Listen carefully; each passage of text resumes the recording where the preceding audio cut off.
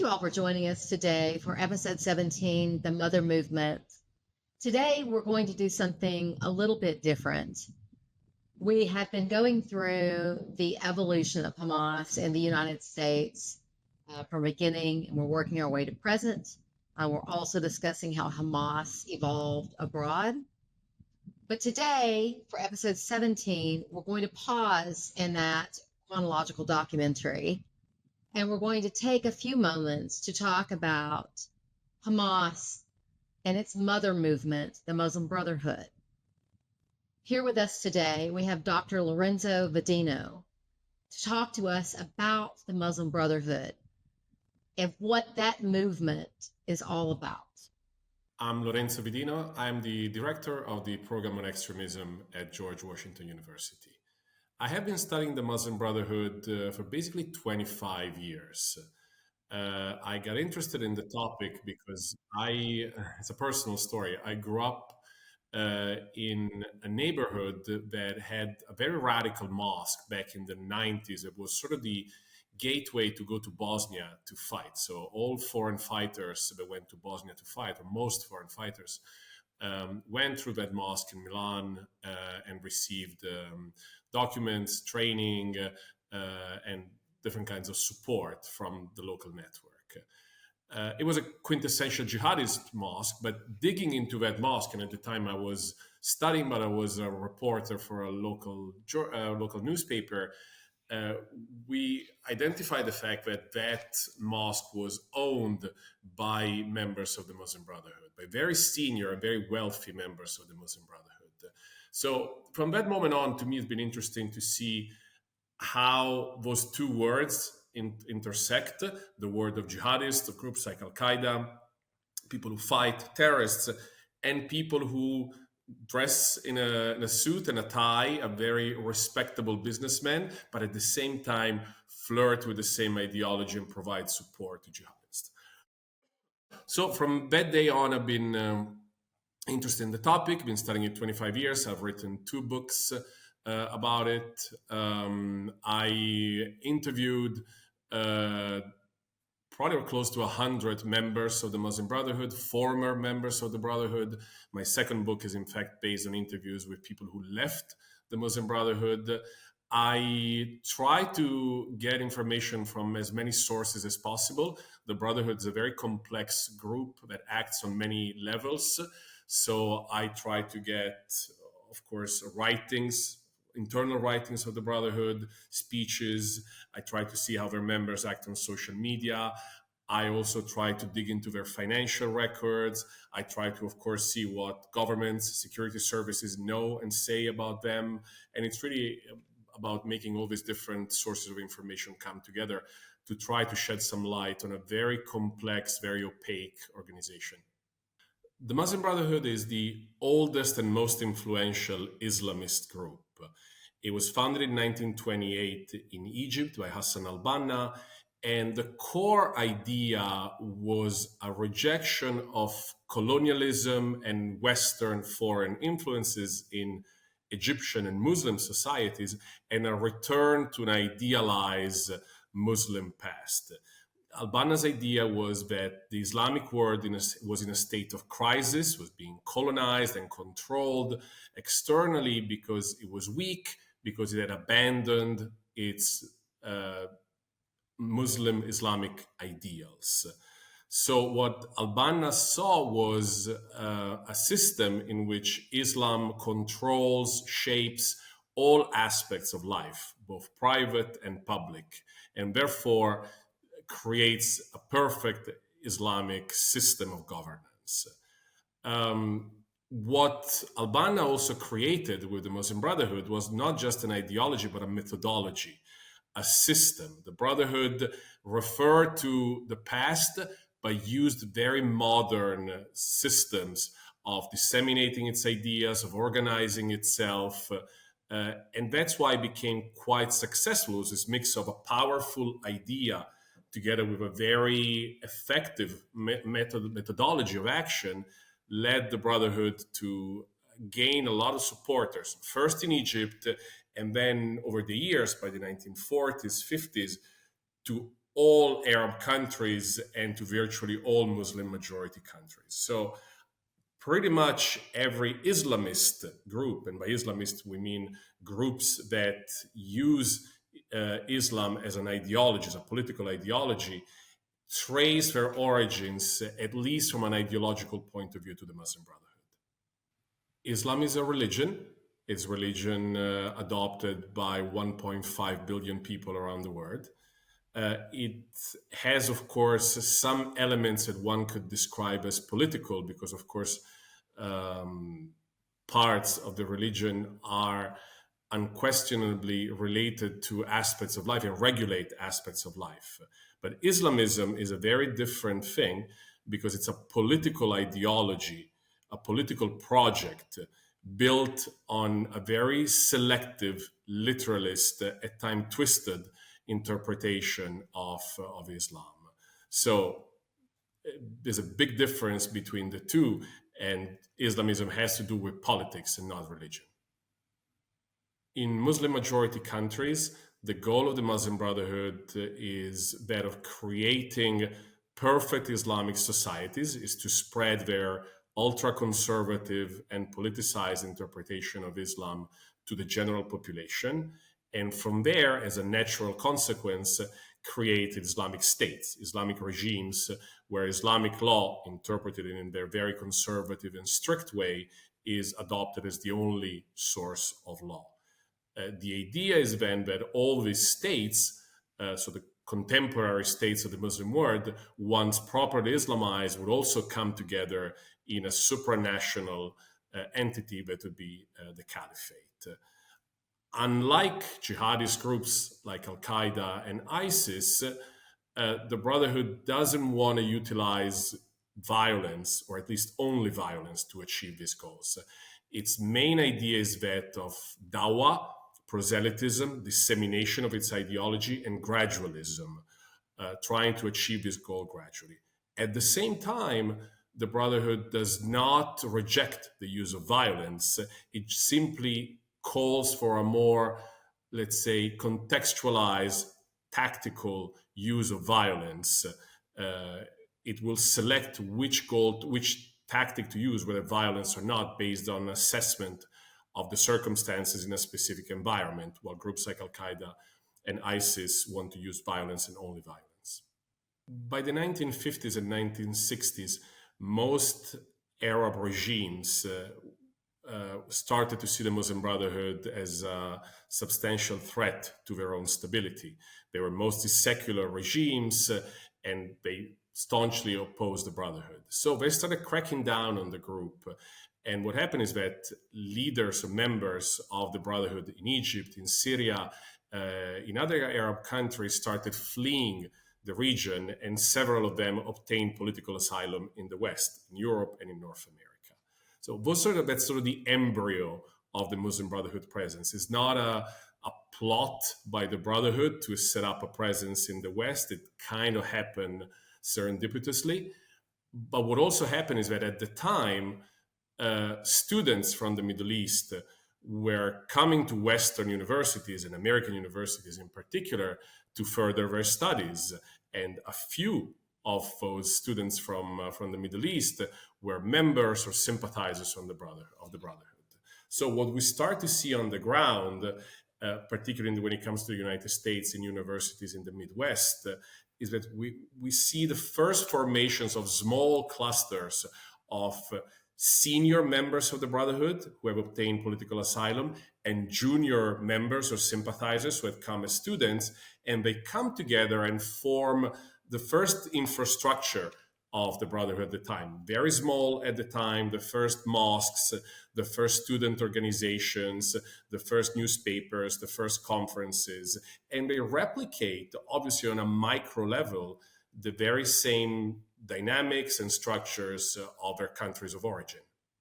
The first student organization that is created, and is one that is still active today, is the Muslim Student Association.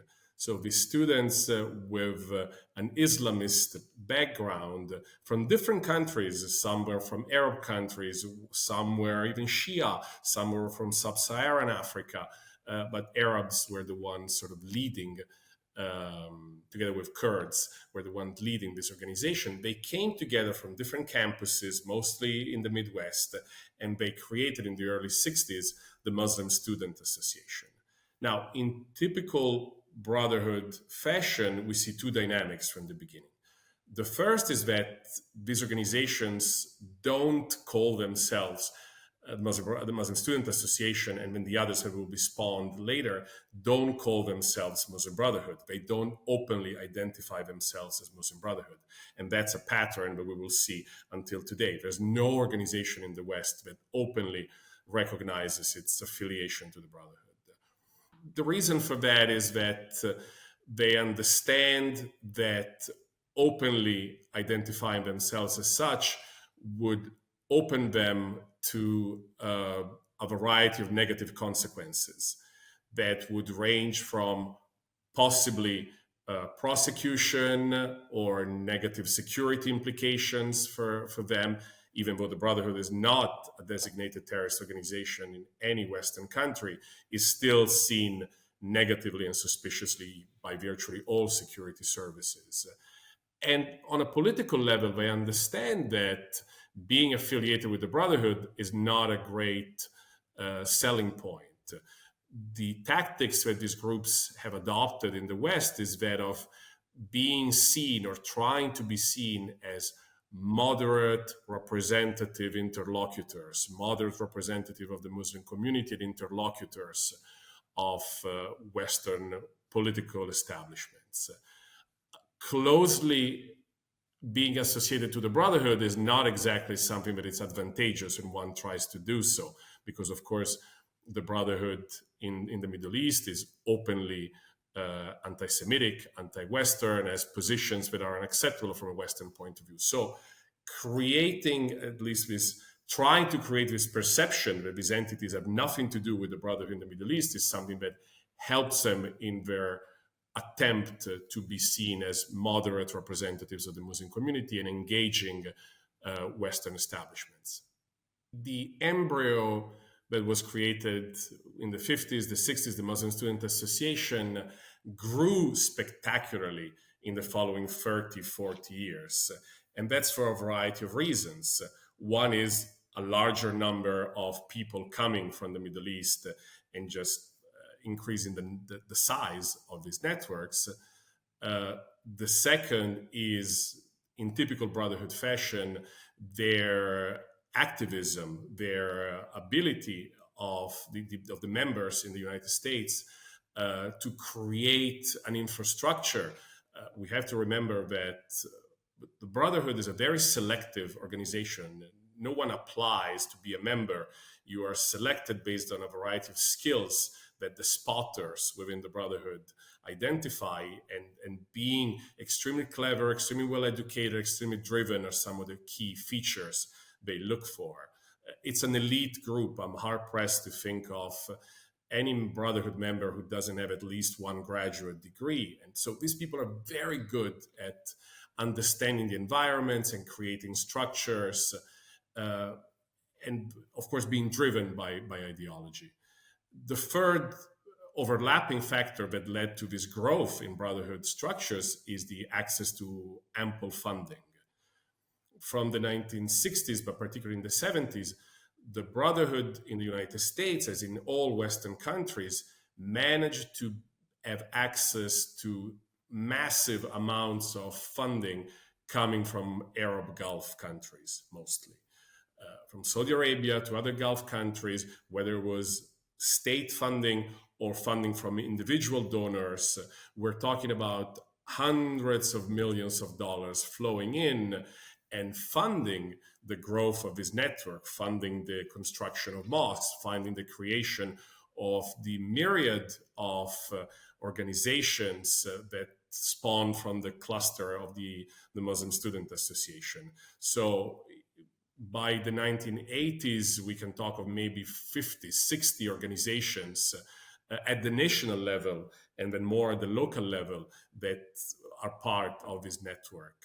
It's always the same group of people. It's always the same very tight-knit milieu of individuals, all interconnected to one another by family ties, by organizational ties, by financial ties. Very often there's intermarriage between members of the Brotherhood, and obviously ideology is the connecting tissue among all of them. But it's a very relatively small cluster of, in a large country like the US, a few thousand individuals, but nonetheless have managed to create a massive infrastructure.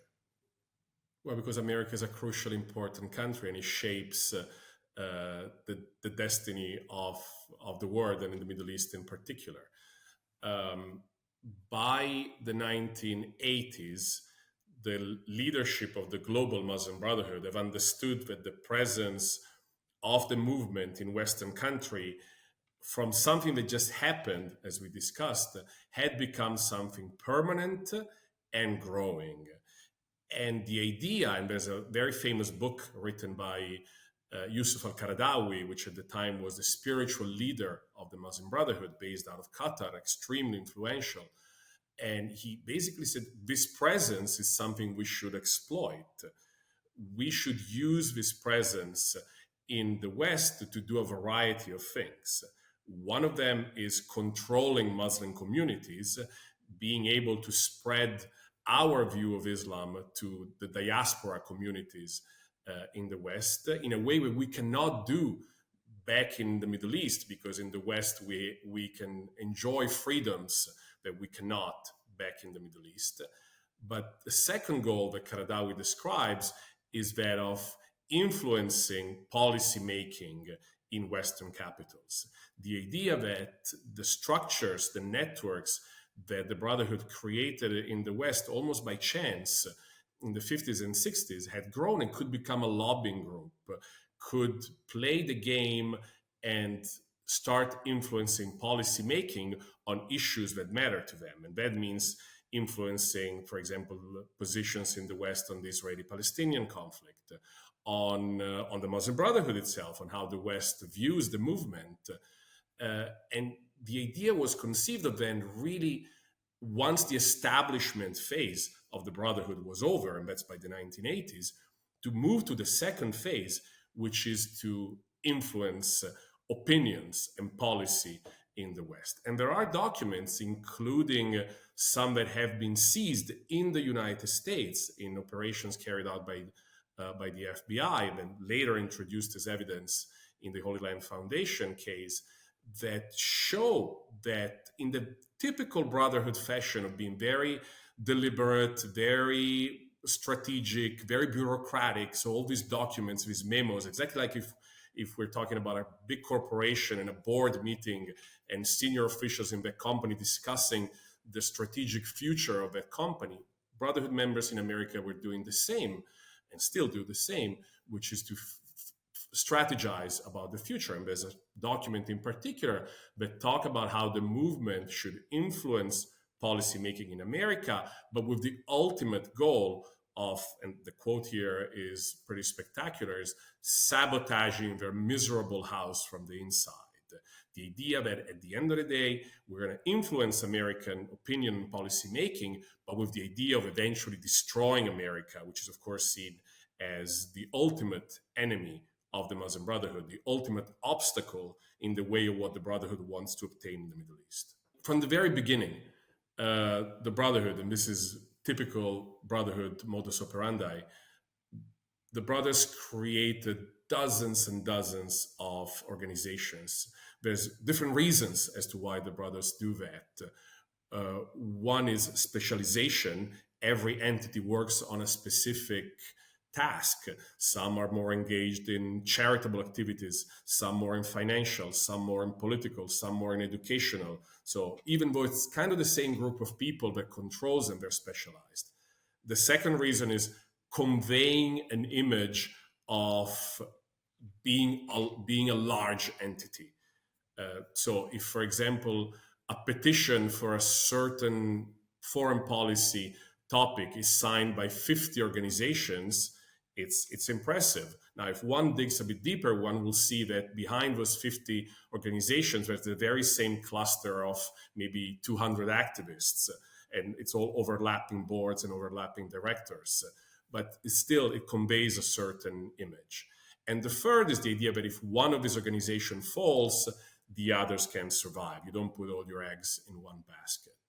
So by the 1980s, driven by these three reasons, the brothers create entities like the Islamic Society of North America, like Triple IT, which is more the think tank, like NATE, North American Islamic Trust, which is the entity that controls the deeds, the real estate, basically, of the network.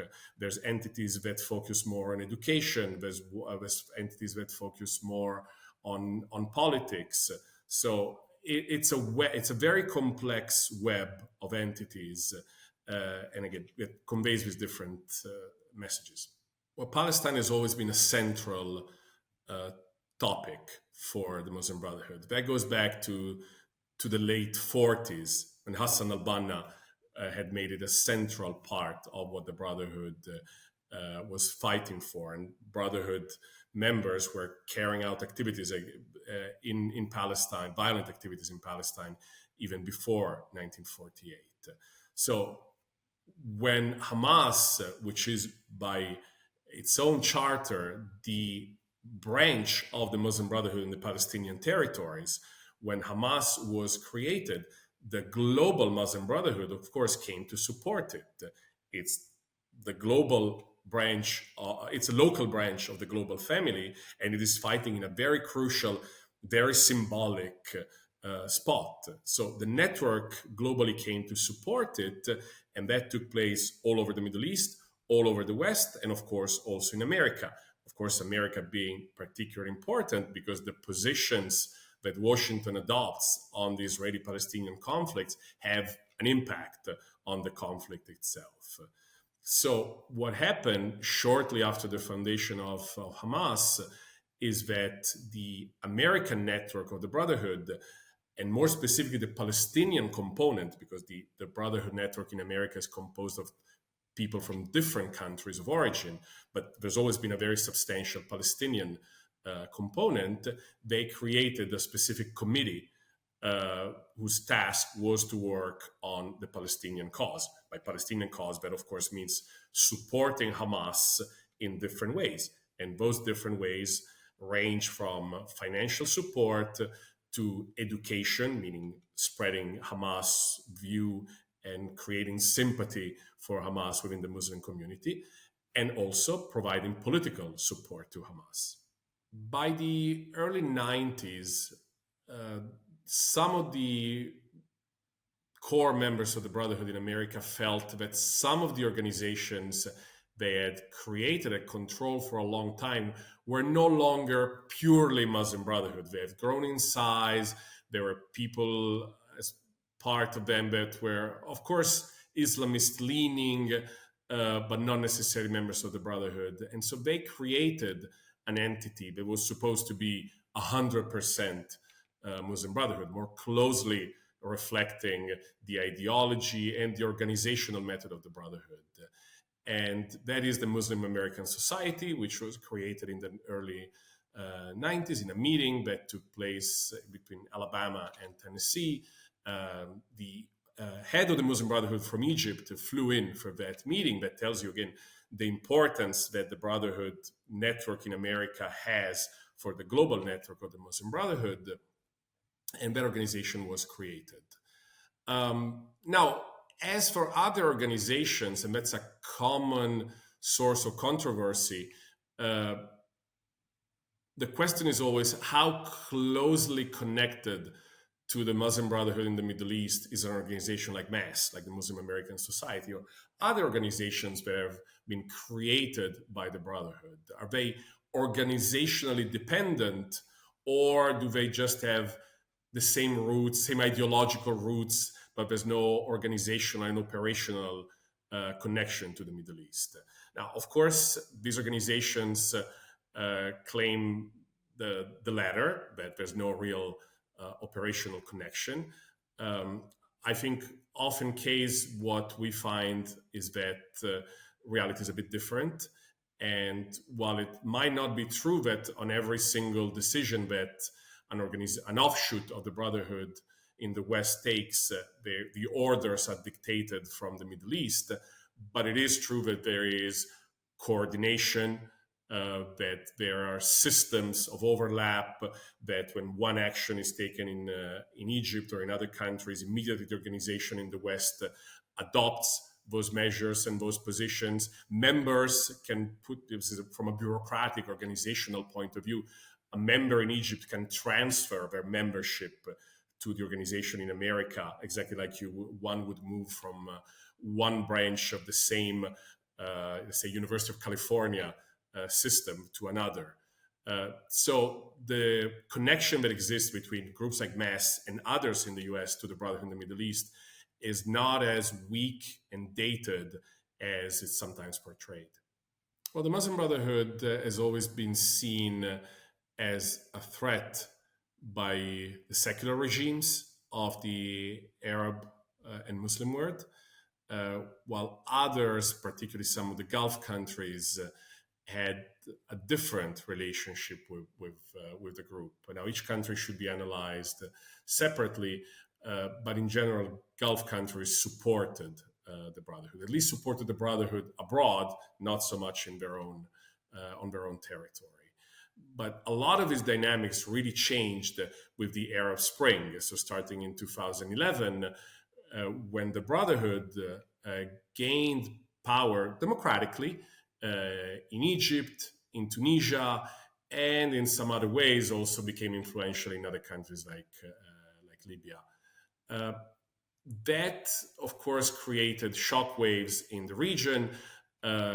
Islamist governments or Brotherhood leaders started basically declaring that Cairo today, Riyadh tomorrow. So they immediately started projecting an image of wanting to create this sort of Islamist superstate or overthrow regimes throughout the region. I think it's fair to say that the relationship between the Brotherhood and democracy is a contested one at best.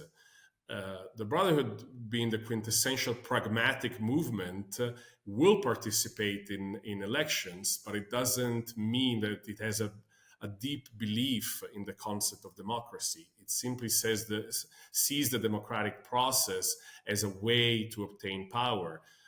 This is what Erdogan in Turkey said back in the 90s. We'll use democracy like a streetcar, we'll ride it until we need it, and then we'll get off. Meaning that there's not a deep belief in it, it's just useful to participate in the democratic process because it leads them to power. The Brotherhood in Egypt and in Tunisia obtained power democratically, then took some actions that were seen by many as anti-democratic. And then there was a counter coup in Egypt that overthrew the Brotherhood-led government of Mohamed Morsi. And so when we talk about the overthrow of the Muslim Brotherhood regime in Egypt, we take a look at what the US-based Hamas infrastructure or some of its leaders were, how they responded to that. As you might expect, the American Muslims for Palestine, through its leader, Osama Abu Arshad, was quite opposed to that. In the region, that led a lot of governments to really be very wary of the Muslim Brotherhood, and all Gulf countries, with the very notable exception of Qatar, started taking a very different position on the Brotherhood. Basically, the Brotherhood became public enemy number one in Saudi Arabia, in the UAE, in Bahrain, obviously in Egypt post counter revolution. And the Brotherhood has been designated as a terrorist organization in all these countries. Some of these countries that used to support the Brotherhood and the Brotherhood in the West financially for a long time started doing the complete opposite, which is opposing the Brotherhood and actually going to Western countries with which we've been allies for decades and try to convince them that the Brotherhood is a nefarious group that shows itself with a moderate facade, but in reality, it's seeking to to overthrow regimes and fights against democracy. So the geopolitics of this has changed substantially in the Middle East. I think it is designated in 4 countries, which is Egypt, UAE, Saudi Arabia, and Bahrain.